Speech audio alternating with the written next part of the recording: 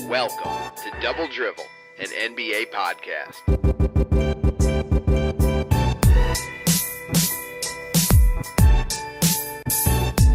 Hello and welcome to another episode of Double Drivel. We are a weekly podcast offering a fan's perspective on the news and issues surrounding the NBA. Thank you for joining us. My name is Greg, and I'm joined as always by my co-host JT. You can find us on Twitter at Double Dribblers or email us at doubledrivelpodcast@gmail.com. JT, what up, my friend? Not too much, Greg. Such a pleasure to be with you again, as always.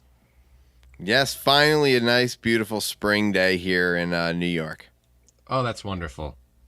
It is very nice, but there's a dark cloud that looms over the show, JT. Would you cloud. Would you like to talk about it? Yes, very dark cloud. Yes, Greg, there was some erroneous intel that we passed along last week about Kawhi Leonard, and we just want to clear that up. Turns out he's not going to play. Turns out he's going to sit and do exactly the opposite of what we said. So the fact checker has been fired, and it is of the utmost importance to us that we pass along truthful news and not fake news. So we just wanted to set the record straight with that. Kawhi's not going to play, and the Spurs are going to get swept, and we're very sorry. I thought the way that you let the fact checker go and the volume at which you yelled at them and dismissed them was at the same time appropriate and unbelievable, but it had to be done. You were the man for the job. Yeah, we're not gonna let bodies get in the way of our goal, which is to be a very transparent show. So here we are. All right. Well, let's get right into the big story then. We're gonna have to start with the Cavaliers. The playoffs have not been kind to the Cavaliers. They were on the verge of going up 2-1 yesterday. They were up about 17 points. Everything looked great in Indiana, but for Cleveland. The crowd was quiet. Everybody was out of it. And then it happened. A man named Bogdanovich came and rained down threes on the Cavaliers. He was hitting them from every spot on the court. And it's like, wow, that's crazy. But anybody who's hot can beat the Cavaliers. The Cavaliers look awful. LeBron James was not playing defense yesterday. I text you during the game, and I said, he's not playing defense. And even J.R. Smith looked over at him multiple times like, dudes are driving on you. You're not playing defense. It's just, I don't understand what's going on. He's like trying but not trying at the same time. Yeah, there's a lot going on with that game yesterday, Greg. The Cavs lost this game before it even started. Did you see what they were wearing? LeBron James bought the entire team gray designer suits, matching designer suits. So, I mean, they looked sharp enough. Some of them looked like they could have been fitted a little better, in my opinion. Rodney Hood, how much time to get it done? Rodney Hood looked absolutely ridiculous in this suit. He looks like he was dressing up in his uncle's clothing.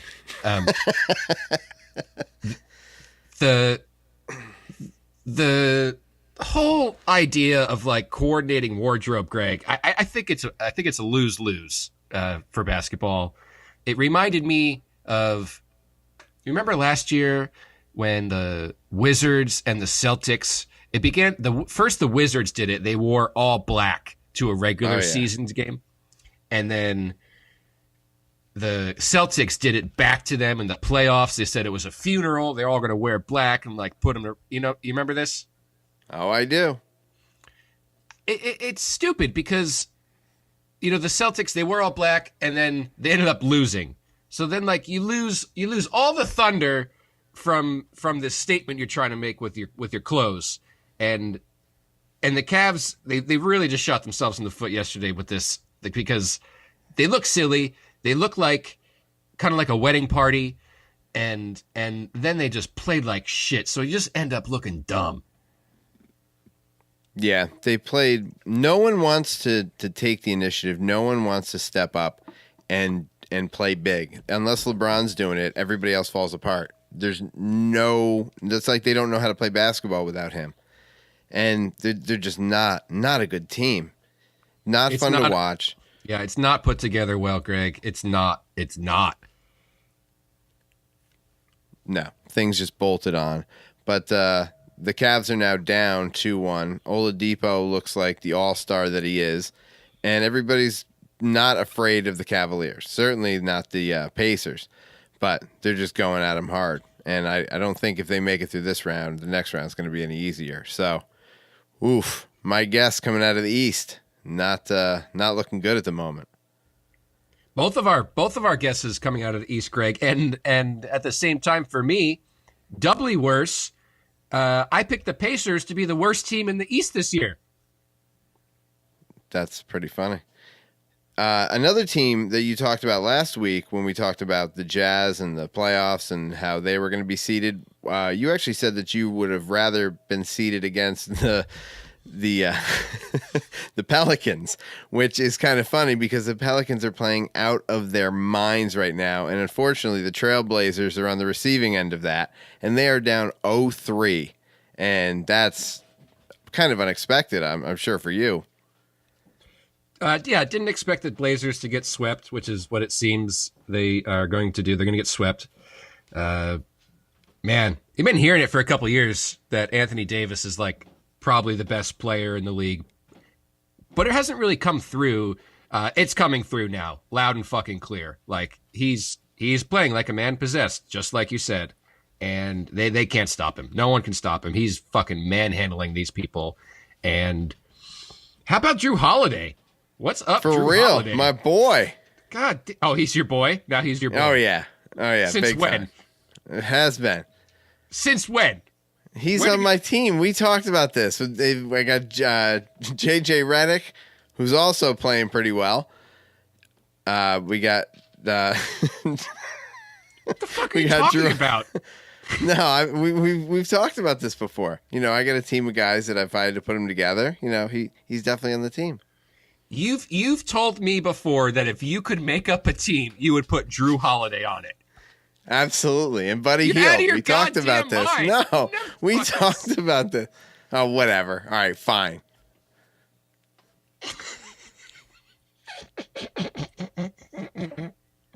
Might have some more erroneous intel coming through on this episode.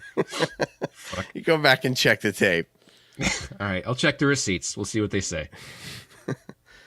For the Blazers, Greg, this is bad. This is bad because this is a team that was kind of planning on long-term plans with the backcourt of C.J. McCollum and Dame Lillard. Those two guys combined, Greg, $54 million next year. That's how much they'll be paid combined. That doesn't leave a lot of room to make moves. And if you get, the Blazers are looking at another early playoff departure, and you can only try the same thing so many times before you need to mix it up, and they're a bit limited with what they'll be able to do. They have the same problem that the Wizards have.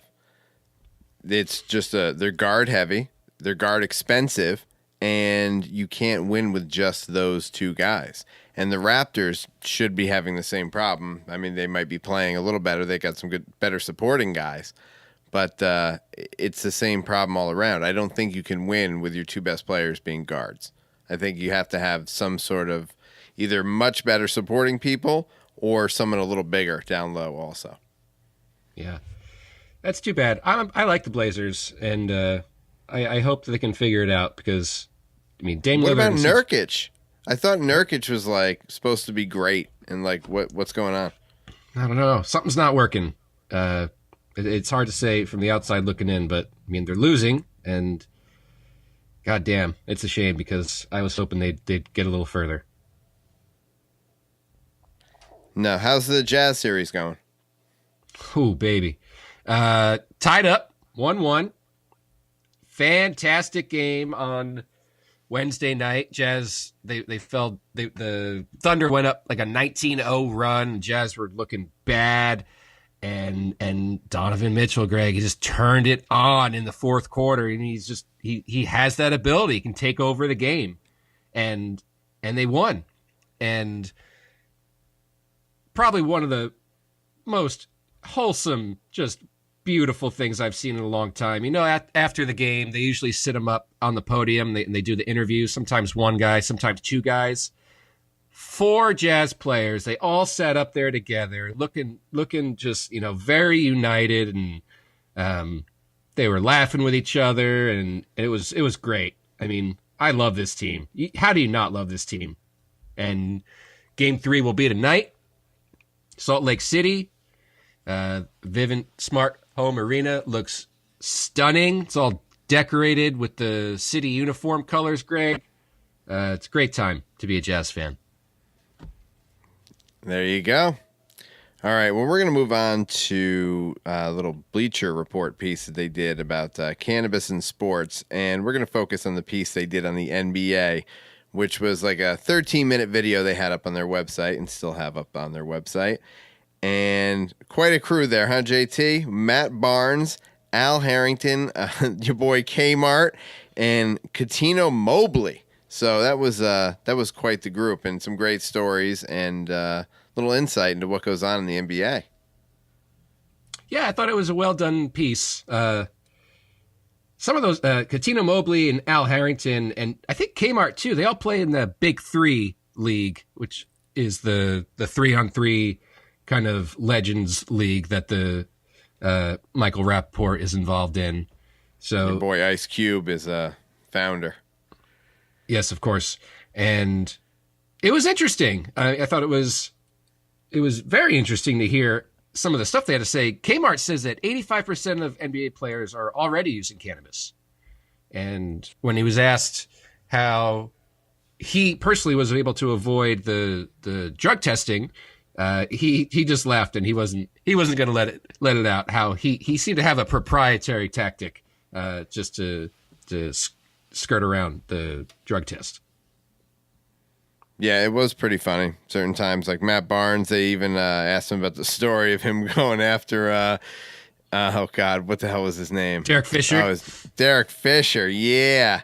So that was a great story. So that was, what did he say? It's all good. But they laughed because he was saying, he's like, oh, you know, I used to just take it and relax. They're like, oh, did you take it on your way to Derek Fisher?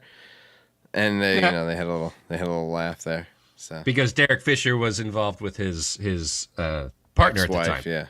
Yeah. Yes. So I liked hearing about all the different benefits that the guys seem to say they were getting from cannabis in its different forms, whether it was topical ointment or oils. Kmart, Greg, says he's the only player in NBA history who's had 2 microfracture surgeries on both of his knees and was able to recover completely from both of those surgeries. And he credits cannabis for helping him with that recovery, which I thought was interesting. I don't know what microfractures are, but I kind of shuddered in pain thinking about what that. Oh God, it's awful. Al Harrington, Greg, who sat in the panel also, he has 3 different cannabis product companies. The most popular one is called Viola, which is named after his grandmother, who loves to smoke weed. There you go. Yeah, and he had a great story about her too. So it was just it's a great little thing, and I'll put the link in the show notes and check it out. Very good. Yeah, and just to wrap that up, they are asking the players about their predictions. How long do you think it'll be before the league kind of softens its view on the use of cannabis? And they said, Al Harrington said he predicts 3 to 5 years the league will allow CBD products to be used, which are the ones that don't get you high. You just get like the anti-inflammatory benefits from. Yeah, and he said the Olympic organization already allows that, which I was surprised by. So yeah, I'm sure it's coming down the line at some point then.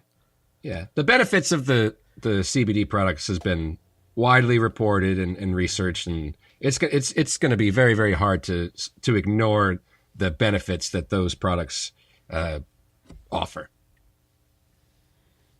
All right, I think it's time to redeem ourselves here, JT. We talked about the Knicks last week and their coaching situation, and one of the names that came up for the interview was Jeff Van Gundy, New York Knicks legend Jeff Van Gundy. And we had talked about that here last week as being a possibility. So, you know, you get a little fake news, you get a little real news, mix it all together, and you got yourself some double drivel. And another poor thing, though, that's happening to the Knicks is that Porzingis, he's possibly going to miss the entire 2018-2019 NBA season with a knee injury. And that is awful. So Horrible. No matter who the coach is, nobody's taking that job. If you know he's injured, why are you going to waste an entire year with just almost a guaranteed trash team? Yeah, it makes it that much harder to bring a coach on because your best player likely will not play for an entire season, your first season, where you want to make a good impression. You're going to be facing a impatient and hostile fan base that has been waiting for something to materialize. It's just going to make it tough. You just know you're going to eat shit for 82 games. You're going to be just ragged on. But like you said, we suggested Jeff Van Gundy should interview for that job. Jeff Van Gundy has interviewed for that job. I'm not saying he listens to this show, but I'm also not saying he doesn't listen to this show. It's true. It's very true. But any coach that takes a job, if you're a good coach, there's going to be expectations. So the better coach that they get, the worse it is for them because the expectations are higher. The worse coach they get, it's just going to be a disaster because they're going to get destroyed for not getting a good coach. So they are in an absolute no-win situation at the Knicks because they suck, and they've sucked for so long. They've done it to themselves. Yeah. They should hire some scrub for a year and just be interviewing all next year thinking about the following season. Just let some shithead just tank with them and just continue the process of interviewing and searching out that perfect coach. But how many years does Porzingis even have left on his contract? That's a great point. I have no idea. And I cannot fucking imagine he wants to just sit there and wait for New York to figure it out. And he's wasting the best years of his athletic career. I'm sure he doesn't want to waste these years in New York. He's probably only got a couple years left on his contract, and then he is going to leave like any logical person would. And then the Knicks have nothing. They've built around nothing, and it's more wasted years till they hopefully get a great player again. But, that's the Knicks for you. All right. What did you want to talk about here, JT? Something funny I sent you, eh?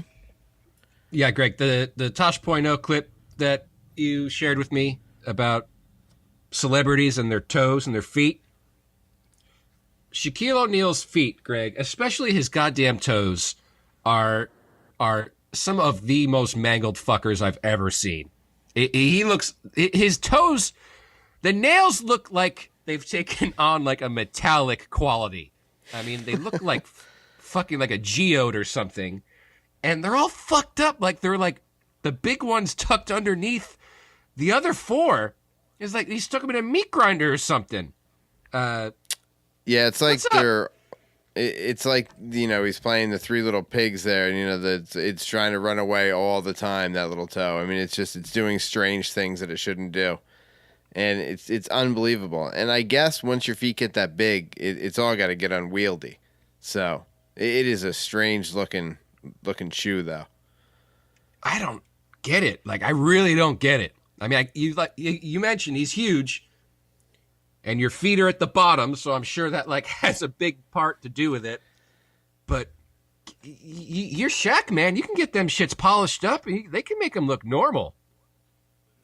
I'm sure, but can you get them to stop wrapping around each other? Is that a thing you can do? I mean, I don't know if you can do that without like a big change. I mean, it's like it's trying to swap spots with the one next to it. I mean, it is strange, man.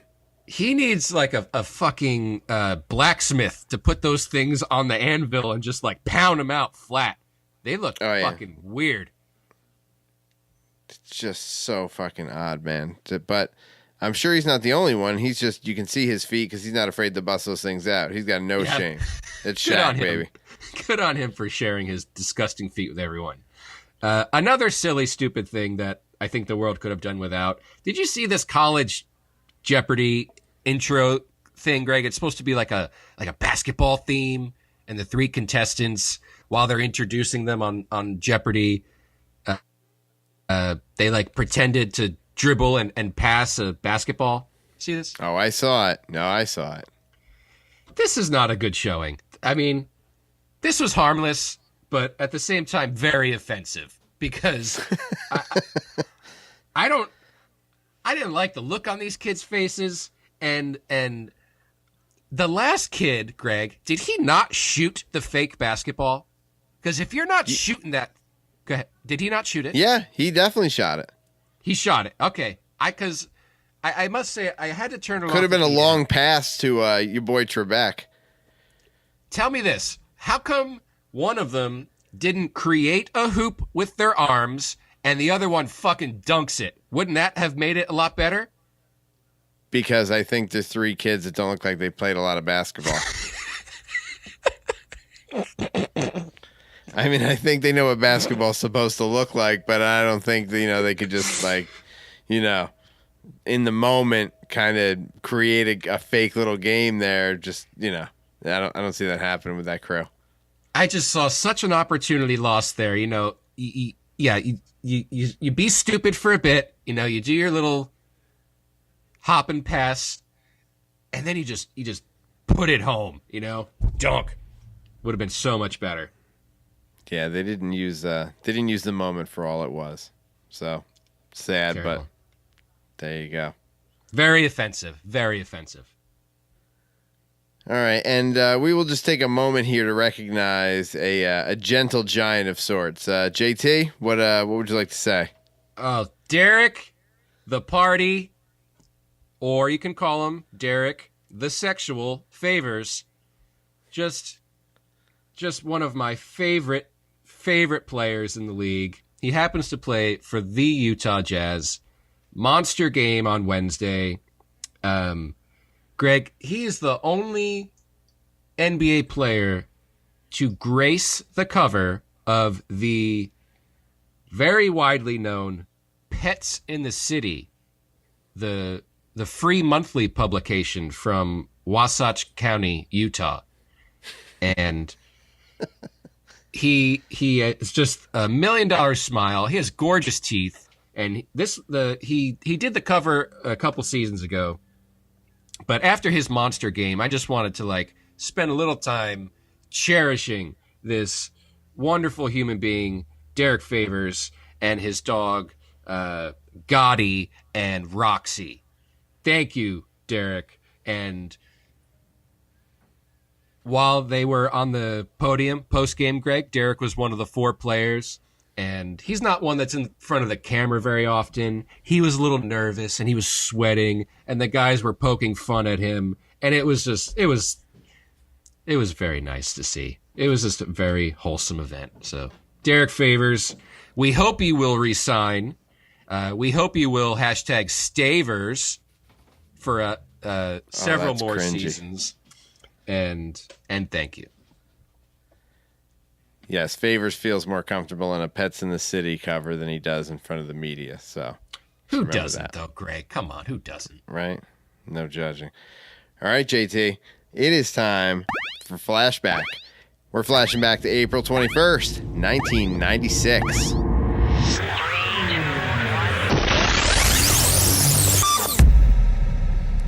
All right, on April 21st, 1996, the Houston Rockets' Hakeem Olajuwon rejected 3 shots in the Rockets' season-ending 118-110 victory over Phoenix to reach 3,190 career blocks, giving him the all-time record and bettering Kareem Abdul-Jabbar's previous mark by 1 block. So good for Hakeem, who was the man. The Rockets were a title contender for a long time. I mean, the Jazz played them in the conference finals in '97, I remember, and yeah, they were a great team. Olajuwon, one of my favorite players, Greg. Just the post move kit he has was oh my god. Did you know that he has a camp where NBA players go? I think it's like in it's like in the middle of nowhere, and he just teaches them post moves. There you go. Always the strong post moves. Always. Yeah. Like, my man, that was it. And they were Shake. the team that benefited from Jordan for the brief retirement. Absolutely. Because they won a championship during that. Yep. Yeah. And from what we're hearing, Olajuwon is getting close to taking a partial ownership stake in the Rockets. Yeah, that new owner paid a lot of money. He needs some people to start sharing that load with him. Yeah, totally. All right, JT. Time for predictions. All right. I think we can give ourselves a chance to redeem ourselves because I know at least my guesses for how the playoffs are going to go were that it was going to be the Cavs and the Warriors. Would you like to change your prediction because the future is ever changing? I would like to, please. I'm backing out of the Cavs, Greg. I've seen enough. I'm worried. Yeah, that's a sinking ship. I'm gonna take the Raptors in the East now, if I may. Oh my God, really? Yeah, you have beef with that. I smell. Yeah, I mean, I could see the Raptors getting beaten by, Indiana, for Christ's sake. I mean, I think if the Cavs lose, this shit is wide open. Who are you picking then? God, I guess I would pick the. Oh God, I'm not picking the 76ers.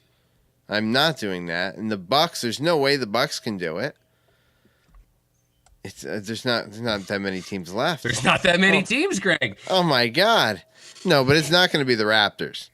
That I know that. That's all I know. Oh God. You said everyone but the Pacers, I think. Yeah, well, do you really think the Pacers can keep it together? Do you think there's any chance? That's why I picked the fucking Raptors. Yeah, but I think the Pacers can beat the Oh my God. I guess I'll pick the Pacers. Oh my God. Oh God. You're choosing my choice for worst team in the league to win the conference championship.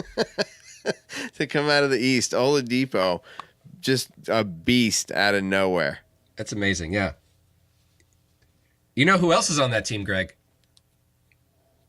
Who? Trevor Booker. Yes. You know I love Trevor Booker. Plays hard. Tough guy. The first Utah Jazz player to wave hello to me while he was on the Jazz. And you'll love him forever. He's got a fan for the rest of his life. That's right. And anything change in the West? I still got the Rockets. They look good. I have the Jazz, of course, always, but I am picking the Rockets with my brain and not my heart. Do you think the Rockets can beat the Warriors? Yes. Do you actually think that? Yes, I do. Right, a Curry-less Warriors, I think, is very, very possible, yes. Yeah, but if he's coming back, he's got to come back balling if he's going to be playing at that level. You would think, but you never know how people come back from injury. You don't, there's a lot of variables. But yeah, I stick with the Rockets, and in the East, I trade in my Cavs chips, and I would like the Raptors chips, please. You can have them. You're the only person that wants them, so they're all yours. Thank you. All right. Another great episode there, JT. Always a pleasure. All right. We'll be back next week with another episode. In the meantime, you can find us on Twitter at Double Dribblers, or you can email us at doubledribblepodcast@gmail.com. Subscribe to the show on iTunes, Podbean, or Google Play. And as always, check us out on Instagram. Shit is popping all day on Instagram. I love it, and you'll love it too. And until next week, we'll see you on the internet.